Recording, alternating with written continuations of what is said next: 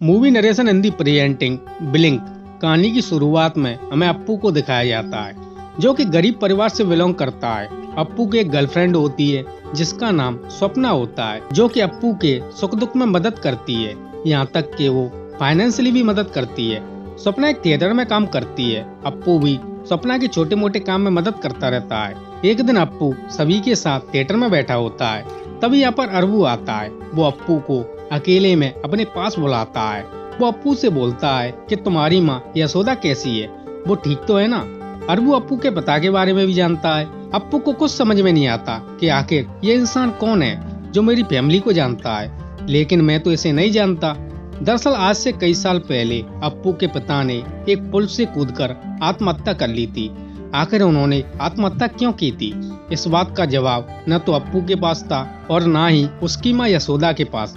इससे पहले कि अप्पू अरबू से कुछ सवाल कर पाता, उससे पहले ही अरबू यहाँ से चला जाता है। एक दिन अप्पू मार्केट से कुछ किताबें खरीदने जाता है, तभी भीड़ में उसे अरबू दिखाई देता है। इससे पहले कि अप्पू उसका पीछा करता, उससे पहले ही वो यहाँ से जा चुका था। अरबू के बारे में अप्पू अपने दोस्तों को बताता है। उसके दोस्त बोलते हैं कि ये तुम्हारा भ्रम होगा या फिर वो तुम्हारा कोई रिश्तेदार होगा, इसलिए वो तुम्हारी फैमिली के बारे में जानता है। इसके बाद अप्पू अपने दोस्तों के साथ थिएटर में आ जाता है। यहाँ पर एक गोपाल मास्टर होते हैं जो काफी बूढ़े होते हैं। गोपाल मास्टर इन लोगों के लिए कहानी लिखते हैं। कुछ देर बाद सभी लोग एक कंपटीशन रखते हैं, जिसमें जो सबसे ज्यादा देर तक आंख नहीं झपकाएगा वो जीत जाएगा। सबसे पहले इस कंपटीशन में अप्पू और स्वप्ना हिस्सा लेते हैं और कंपटीशन शुरू हो जाता है। कुछ ही देर में अप्पू जीत जाता है। कुछ देर में अप्पू की नजर बालकनी में पड़ती है। वो चौंक जाता है क्योंकि बालकनी में अरबू के साथ उसका खुद का रूप खड़ा था। अप्पू अपनी आंखों को मलता है। वो दोबारा देखता है तो वहाँ पर कोई नहीं होता। अप्पू की कुछ समझ में नहीं आता कि आखिर उसके साथ हो क्या रहा है। अप्पू सोचता है कि शायद ये उसका भ्रम होगा, इसलिए वो आराम करने के लिए घर पर आ जाता है। कुछ ही देर में तेज बारिश होने लगती है। अप्पू खिड़की की तरफ देखता है। वो देखता है कि बाहर उसका खुद का रूप खड़ा है। अप्पू सोचता है कि आखिर ये उसके साथ हो क्या रहा है। वो जल्दी से दरवाजा खोलकर बाहर आता है। वहाँ पर कोई नहीं होता। अगले दिन अप्पू सड़क पर खड़ा होकर स्वप्ना का इंतजार कर रहा था, क्योंकि आज ये डेट पर जाने वाले थे। तभी अप्पू देखता है कि स्वप्ना दूसरे अप्पू के साथ, यानी उसके दूसरे रूप के साथ कहीं जा रही थी। अप्पू तुरंत स्वप्ना को कॉल करता है, लेकिन उसका मोबाइल स्विच ऑफ आ रहा था।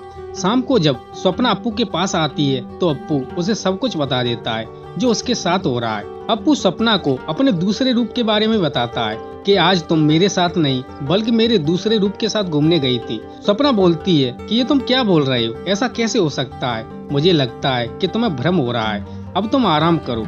अगले दिन मार्केट में अप्पू को फिर से अरबू दिखाई देता है। अप्पू उसका पीछा करने लगता है। पीछा करते करते वो अरबू को पकड़ लेता है। वो उससे बोलता है कि तुम मेरा पीछा क्यों कर रही हो, तुम मुझे और मेरे परिवार को कैसे जानते हो, आखिर तुम कौन हो। अरबू बोलता है कि मैं कौन हूँ और मैं तुम्हारी फैमिली को कैसे जानता हूँ, ये बताने का अभी समय नहीं आया है। जैसे ही तुम्हारे बताने का सही वक्त आ जाएगा मैं तुम्हें खुद सब कुछ बता दूंगा। अब तुम यहाँ से चले जाओ। इसके बाद कहानी फ्लैशबैक में चली जाती है, जहाँ हम देखते हैं कि अरबू खड़ा होकर बस का इंतजार कर रहा था। तभी उसकी मुलाकात अप्पू के पिता गोपी से होती है। अरबू गोपी से बोलता है कि क्या तुम मुझे रत्नाकर शास्त्री के कार्यक्रम में छोड़ सकते हो, मैं मैसूर से आया हूँ, अभी बस आने में 1 घंटा बाकी है, तब तक कार्यक्रम शुरू हो जाएगा। गोपी बोलता है कि हाँ क्यों नहीं, मैं रत्नाकर शास्त्री को लेकर ही जा रहा हूँ, तुम भी हमारे साथ चल सकते हो। इसके बाद अरबू इन दोनों के साथ बैठकर कार्यक्रम में पहुँच जाता है। इसी बीच गोपी और अरबू के बीच अच्छी दोस्ती हो जाती है। अरबू के घर जाने की ट्रेन निकल जाती है, इसलिए गोपी अरबू को अपने साथ अपने घर पर ले आता है। गोपी के साथ घर में उसकी पत्नी यशोदा और उसकी बहन देवकी होती है। शाम को सभी लोग डिनर करते हैं। अरबू को देवकी से पहली नजर में प्यार हो जाता है। देवकी भी अरबू को चाहने लगी थी। गोपी को एंटिक चीजें रखने का शौक होता है, इसलिए वो अरबू को अपनी एंटिक चीजें दिखाता है। अरबू बोलता है कि मुझे भी एंटिक चीजों का बहुत शौक है, मेरे पास भी कुछ एंटिक चीजें हैं।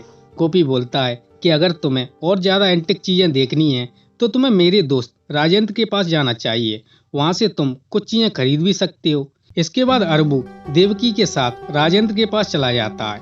वहाँ पर बहुत सारी एंटिक चीजें होती है। राजेंद्र बोलता है कि तुम कहाँ से आए हो। अरबू बोलता है कि मैं मैसूर से आया हूँ। ये सुनते ही राजेंद्र एक कमरे में चला जाता है और एक तस्वीर निकालता है। राजेंद्र अरबू से बोलता है कि ये मेरी बेटी है। कुछ साल पहले ये पढ़ाई करने के लिए मैसूर चली गई थी। क्या तुमने इसे कभी देखा है? अरबू बोलता है कि मैंने इसे कभी नहीं देखा। खैर, अब कहानी प्रेजेंट में आ जाती है। अप्पू के पास पार्ट टाइम जॉब का एक ऑफर आता है। इसमें पैसे भी अच्छे मिल रहे थे। अप्पू ये बात स्वप्ना को बताता है। स्वप्ना भी जॉब के लिए मान जाती है। अगले दिन अप्पू पार्ट टाइम जॉब करने के लिए ऑफिस जाता है। रास्ते में उसकी मुलाकात उसके ही अपने रूप से होती है। वो अप्पू की गाड़ी में बैठ जाता है। वो अप्पू से बोलता है कि तुम उस जॉब पर मत जाओ, वो तुम्हें जॉब करने के बहाने एक ट्रैप में फंसा देंगे। ऐसा बोलकर वो अचानक गायब हो जाता है। अप्पू सोचता है कि शायद ये उसका भ्रम होगा, इसलिए वो बताए हुए एड्रेस पर पहुंच जाता है। वहाँ कोई ऑफिस नहीं होती, वहाँ पर एक घर होता है जिसमें अरबू रहता है। अरबू बोलता है कि यहाँ कोई ऑफिस नहीं है, मैंने ही तुम्हें जॉब करने के बहाने बुलाया है ताकि मैं तुम्हारे सवालों का जवाब दे सकूं। इसके बाद अरबू एक सूटकेस खोलता है जिसमें आई ड्रॉप होता है। अरबू बोलता है कि इस आई ड्रॉप को आंखों में डालते ही तुम पास्ट में चले जाओगे, जहाँ तुम कुछ भी चेंज कर सकते हो। तुम अपने पिता को भी आत्महत्या करने से रोक सकते हो। मैंने तुम्हें इसलिए चुना है क्योंकि तुम सबसे ज्यादा देर तक आंखें खुली रख सकते हो।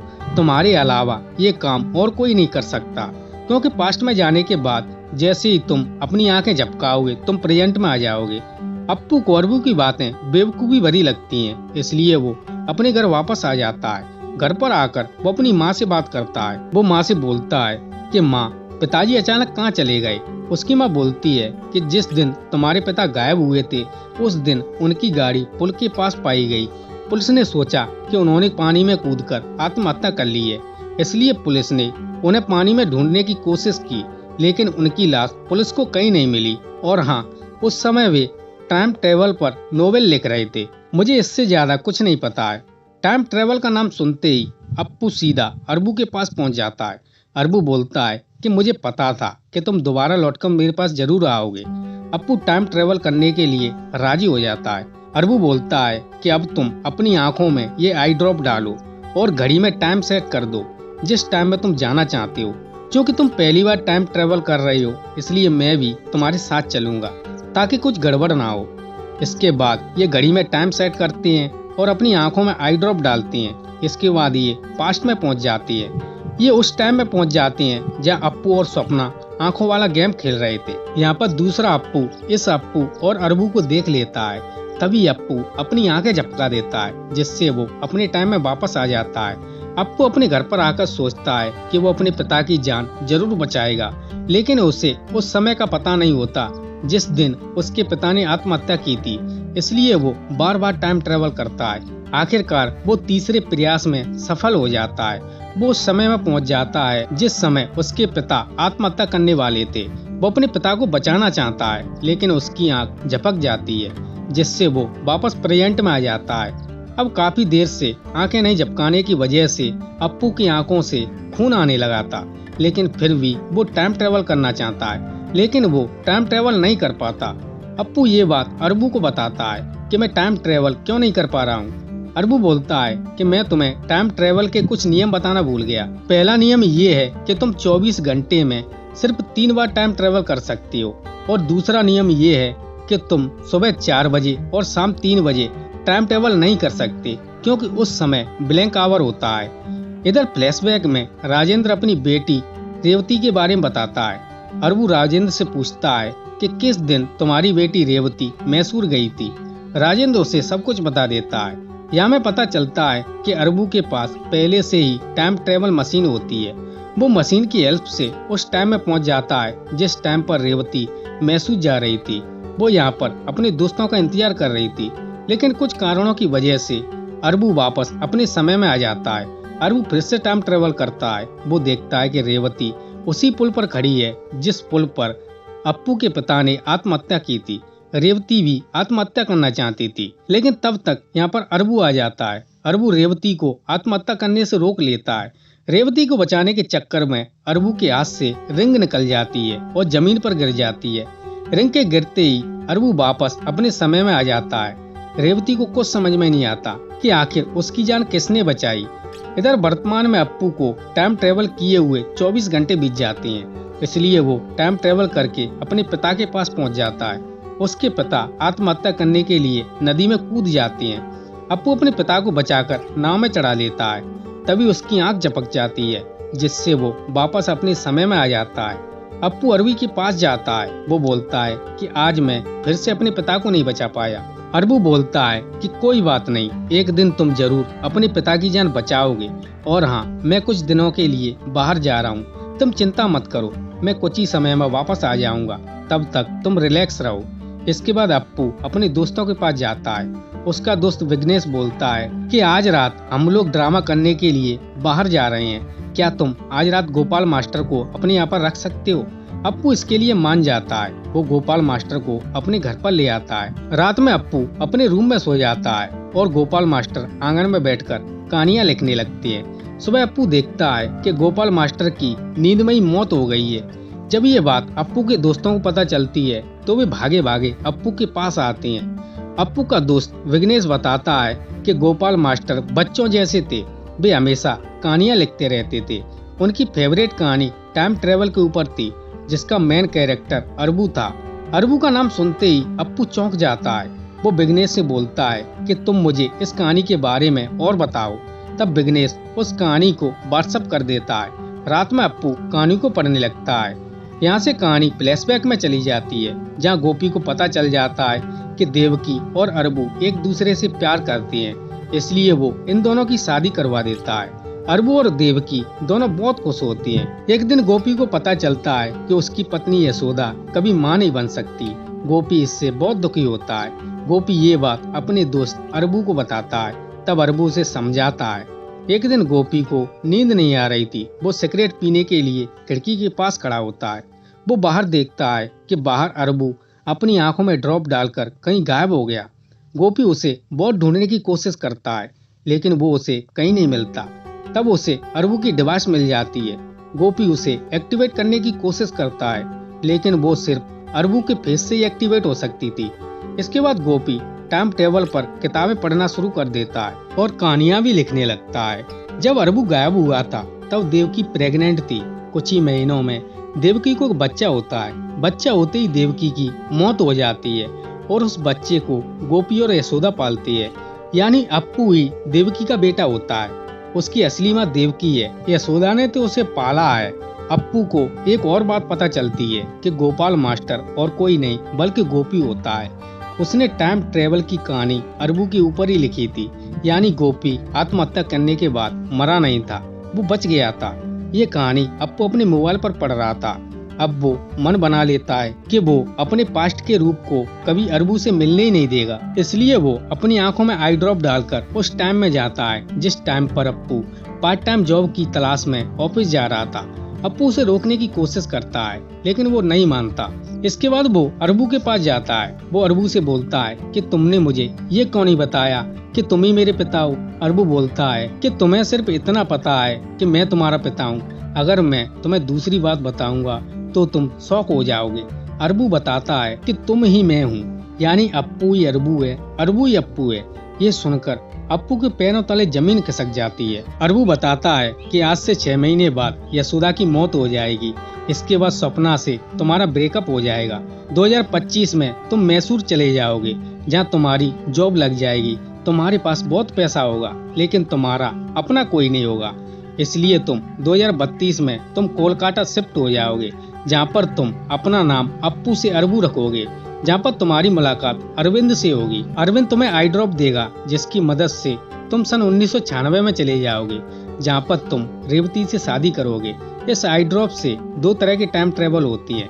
एक तो टेम्परेरी, जिसमें पलक झपकाते ही तुम प्रेजेंट में आ जाओगे, और दूसरा परमानेंट, जिसमें रिंग की मदद से तुम हमेशा के लिए पास्ट में रह सकते हो, जब तक रिंग टूट नहीं जाती। रिंग टूटने के बाद भी तुम्हें 1 साल तक वहीं पर रहना होगा। 1 साल के बाद तुम प्रेजेंट में आ जाओगे। तुम परमानेंट टाइम ट्रेवल का रास्ता चुनते हो। देवकी से शादी के बाद तुम राजेंद्र की बेटी रेवती को बचाने की कोशिश करते हो, लेकिन बचाने की कोशिश में तुम्हारी रिंग नीचे गिर जाती है और पलक झपकाते ही तुम वापस 1996 में आ जाते हो। क्योंकि तुम्हारी रिंग खो गई थी, इसलिए तुम 1 साल तक 1996 में ही रहते हो और इसके बाद तुम वापस 1932 में चले जाते हो और अरविंद को सारी सच्चाई बता देते हो। अरविंद तुम्हें फिर से आई ड्रॉप देता है, जिसकी मदद से तुम देवकी के पास जाने की कोशिश करते हो और उसे सच्चाई बताना चाहते हो, लेकिन तुम उस टाइम में जा नहीं पाते क्योंकि तुम्हारी रिंग अभी तक टूटी नहीं थी। लेकिन तुम्हें ध्यान आता है कि आई ड्रॉप वाली मशीन तो गोपी के पास है। उसकी मदद से तुम गोपी के पास पहुंच जाते हो। क्योंकि गोपी को तुम्हारे बारे में पता चल गया था कि तुम टाइम ट्रेवलर हो, इसलिए गोपी तुम्हें वहां से जाने का बोलेगा, लेकिन तुम वहां से नहीं जाओगे क्योंकि तुम्हें अपने बच्चे अप्पू को देखना है। क्योंकि गोपी को डर था कि अरबू यानी तुम अपने बेटे को अपने साथ न ले जाओ, इसलिए गोपी तुम पर चाकू से वार करेगा और वहां से भाग जाएगा। बाद में गोपी को गिल्ट महसूस होता है, इसलिए वो नदी में कूदकर आत्महत्या करता है, लेकिन अप्पू उसे बचा लेता है। इधर अरबू भी मरा नहीं था, वो वापस अपनी टाइमलाइन में आ जाता है। यहाँ अरबू को पता चलता है कि इंडियन गवर्नमेंट ने टाइम ट्रेवल करने वाले ड्रॉप पर बैन लगा दिया है, यानी अरबू अब टाइम ट्रेवल नहीं कर सकता, वो वहीं पर रह जाता है। ये सुनकर अप्पू शॉक हो जाता है। अप्पू बोलता है कि इसका मतलब मैंने पास्ट में जाकर अपनी माँ से शादी की और खुद को ही जन्म दिया। अरबू बोलता है कि अप्पू यही सच है, मैंने इस टाइम लूप को तोड़ने की कोशिश की, लेकिन ये टाइम लूप टूटा नहीं। हर बार अप्पू टाइम ट्रेवल करके पास्ट में जाएगा, वो देवकी से शादी करेगा और उसका एक बच्चा होगा। वो बच्चा आगे चलकर टाइम ट्रेवल करेगा और देवकी से शादी करेगा। ये एक लूप बन गया है। इसे रोकने का सिर्फ एक तरीका है कि अप्पू को मरना होगा। अगर अप्पू पहले ही मर जाएगा तो टाइम ट्रेवल कैसे करेगा और उसकी देवकी से शादी भी नहीं होगी। ऐसा बोलकर अरबू अप्पू की तरफ बंदूक तान लेता है। ये देखकर अप्पू डर जाता है। वो अरबू से बोलता है कि मुझे 1 दिन का टाइम दे दो, मुझे अपनी माँ से बात करनी है और स्वप्ना से भी मिलना है। अरबू अप्पू को 1 दिन की मोहलत दे देता है। इसके बाद अप्पू यशोदा से बात करता है और इमोशनल हो जाता है। इसके बाद वो स्वप्ना के साथ घूमने जाता है। ये वही सीन होता है जब दूसरे अप्पू ने इस अप्पू को स्वप्ना के साथ देखा था। इसके बाद स्वप्ना अप्पू को प्रपोज करती है। अप्पू रिंग को देखकर चौंक जाता है, क्योंकि ये वही रिंग होती है जो अरबू की थी, जो रेवती को बचाने के चक्कर में गिर गई थी। दरअसल स्वप्ना कोई और नहीं बल्कि रेवती की बेटी होती है। अगले दिन अप्पू अरबू के पास पहुंच जाता है। वो अरबू की बंदूक लेकर उसी पर तान लेता है और बोलता है कि तुम्हारी गलती की सजा मुझे भुगतनी पड़ रही है, गलती तुम करो और सजा मैं भुगतूं। इसके बाद अप्पू अरबू को मार देता है और वो खुद को भी गोली मार लेता है। इसी के साथ ये लूप टूट जाता है, यानी अप्पू मर गया तो वो टाइम ट्रेवल भी नहीं करेगा और ना ही वो देवकी से शादी करेगा, ना ही वो रेवती को बचा पाएगा। अगर रेवती ही नहीं बचाई जाएगी तो वो आत्महत्या कर लेगी। अगर रेवती मर चुकी है तो उसकी बेटी स्वप्ना भी नहीं होगी। अब सारा लूप टूट जाता है और सब कुछ सही हो जाता है। कहानी की एंड में हमें अप्पू और स्वप्ना को दिखाया जाता है। शायद ये किसी दूसरे टाइमलाइन में होंगे। इसी के साथ ये कहानी यहीं पर खत्म हो जाती है। दोस्तों, अगर आपके पास भी कोई बेहतरीन कहानी है तो आप हमें हमारी ईमेल आईडी www.seeingkohli8338@gmail.com पर भेज सकती हैं। दोस्तों, आपको हमारी पेशकश कैसी लगी आप हमें कमेंट में जरूर बताएं। अगर ये वीडियो आपको पसंद आई है तो इसे लाइक करें तथा अपने दोस्तों के साथ शेयर करें। अगर आप इस चैनल पर नए हैं तो सब्सक्राइब कर लीजिए। तो दोस्तों, आज के लिए बस इतना ही। मिलते हैं अगली वीडियो में। इस वीडियो को देखने के लिए धन्यवाद।